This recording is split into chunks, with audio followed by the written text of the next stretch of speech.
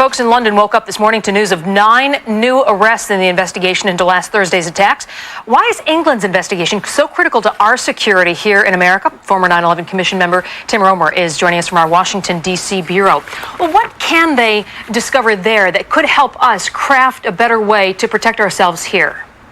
Well, good morning, Edie. First of all, what is instructive and encouraging about London is we're seeing that Al-Qaeda is changing. They're changing, going to soft targets. We need to make sure in the United States, as the 9/11 Commission said, that we don't keep spending money on the last attack. We look with imagination to what they may do next. Is it going to be soft targets like trains? Is it going to be somebody in the trunk of a car like we saw the snipers in this area terrorize this area for a long time? Let's look at what might be coming next. That's very important. Secondly, we said, let's make sure we secure our borders.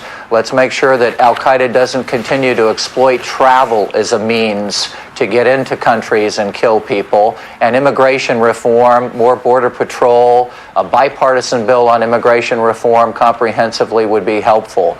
And I think, thirdly, Edie, one of the areas we have to do is we have to have a strategic plan. We can't have pork barrel spending by Congress determine how we put our resources forward.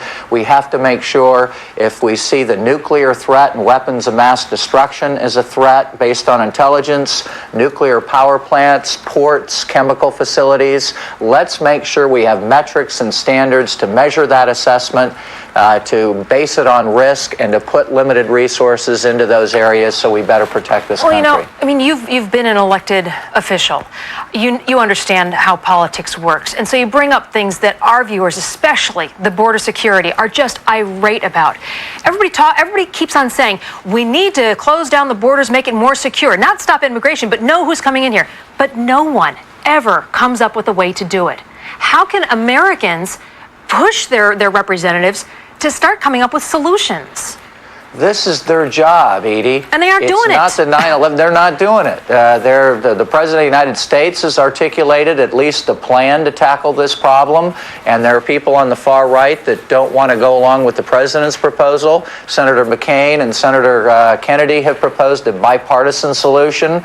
The House of Representatives needs to be bipartisan. This is not going to be a partisan Republican or Democratic plan. This is going to be an American plan that goes along our values of bringing people in for reasons of political persecution, to escape that, giving them opportunity, fairness, and hope, but also to help our economy. But it has to be framed around our national security. And it's got to get done. Right now, they're not doing it. No, and they're not doing it, They're Edie. leaving You're for absolutely a month-long right. vacation, and there are going to be more OTMs other than Mexicans coming streaming across the border while they're on vacation. Also, you say, very briefly, that the TSA needs to spend more money, not just on aviation security, but buses, subways.